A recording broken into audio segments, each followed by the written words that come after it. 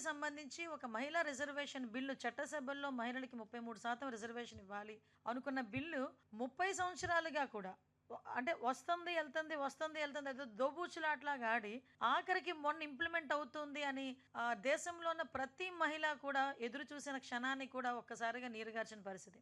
అయితే దాన్ని ఈరోజు మహానాడు వేదికగా గౌరవ ముఖ్యమంత్రి గారు, అదేవిధంగా ముఖ్యంగా మా మా working president, central working president మంత్రి గారు, మన నారా లోకేష్ గారు ప్రత్యేకంగా దీని మీద నేను మహానాడు కార్యక్రమం కూడా ప్రత్యేకంగా మహిళలకు అంకితం చేస్తున్నామని చెప్పి, ఆ మహిళలకి సంబంధించి మహిళా రిజర్వేషన్ బిల్లు వచ్చినా రాకపోయినా మా పార్టీ ఒక సిద్ధాంతం తీసుకుంటుంది. దాంట్లో మేము చట్టసభల్లో మేము ఎవరికైతే సీట్లు కేటాయిస్తామో ఆ సీట్లలో 33% రిజర్వేషన్ మేము మహిళలకు ఇస్తామని చెప్పి ధైర్యంగా అనౌన్స్ చేసిన ఏకైక పార్టీ తెలుగుదేశం పార్టీ. సో ఏ పార్టీ మేనిఫెస్టో అయినా మహిళలకు సంబంధించిన మేనిఫెస్టో లేకుండా ఏ మేనిఫెస్టో కూడా ఉండదు.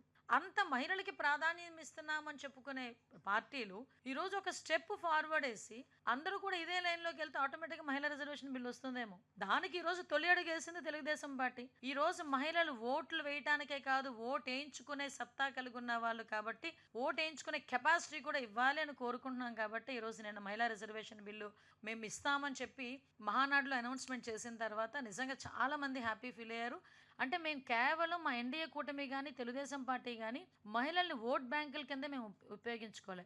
మహిళా శక్తిని కరెక్ట్గా కనుక ఉపయోగించుకుంటే ఆంధ్రప్రదేశ్ రాష్ట్రం ఏదైతే 2047కి మనం ప్రపంచంలో మొట్టమొదటి స్థానంలో ఉండాలి అనుకుంటున్నామో, అట్ ద సేమ్ టైం ఈ మహిళా శక్తిని కనుక ప్రాపర్ వేలో యూజ్ చేసుకుంటే డెఫినెట్గా ఉంటామని నమ్మిన వ్యక్తి గౌరవ ముఖ్యమంత్రి గారు చంద్రబాబు నాయుడు గారు.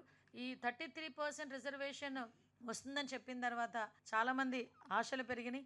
ఎందుకంటే చాలామంది టీవీలో కూర్చొని అనుకుంటారు మేము ఆల్రెడీ చట్టసభల్లో ఉన్నాం, మాకులా చూసి మాకులా వాళ్ళు కూడా రావాలని కోరుకునే చాలామంది ఆడబిడ్డలు ఉన్నారు. కొంతమంది అయితే వాడికి ఒక ప్లాట్ఫామ్ దొరకదు, కానీ ఈరోజు ఒక ప్లాట్ఫామ్ క్రియేట్ అవుతుంది. ఇక్కడున్న ప్రతి ఒక్కరు కూడా సంబరాలు చేసుకోవాలి. ఏమో ఇక్కడ కూర్చున్న మీ తాలూకు ఇంట్లో మీ భార్యో మీ పిల్లలో ఎవరో ఒకరు చట్టసభల్లో ఉంటారేమో ఎవరికి తెలుసు, అవకాశం వస్తుందేమో ఎవరికి తెలుసు. నేను అనుకున్నానా టీచర్గా ఉన్న నేను ఈరోజు హోమ్ మినిస్టర్గా మీ అందరి ముందు ఇలా మాట్లాడతానని?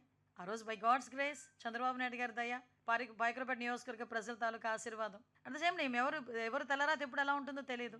ఈరోజు ఇంతమంది మహిళా రిజర్వేషన్ విషయంలో 33% రిజర్వేషన్ వచ్చినప్పుడు ఎవరైనా రావచ్చు. ఆ టైంలో ఇది ఒక సామాజిక విప్లవం కింద భావించాలి. చాలామంది ఏమనుకుంటారంటే మహానాడు అనేది రాజకీయ సభ అనుకుంటారు. ఎస్ కాదు, మహానాడు అనేది ఒక ఎమోషన్. కాబట్టి మేము అంత సెంటిమెంట్గా భావించే మహానాడు సభ మీద గౌరవ నారా లోకేష్ గారు ఇనిషియేషన్ తీసుకొని ఈ 33% రిజర్వేషన్ మేము కల్పిస్తామని చెప్పడం యాజ్ ఎ వర్కింగ్ ప్రెసిడెంట్గా, దానికి గౌరవ ముఖ్యమంత్రి గారు జాతీయ పార్టీ అధ్యక్షుల హోదాలో ఆయన దానికి ఆమోదం తెలపడం కూడా ఇది నిజంగా చెప్పాలంటే ఒక సామాజిక విప్లవం కింద భావించవచ్చు.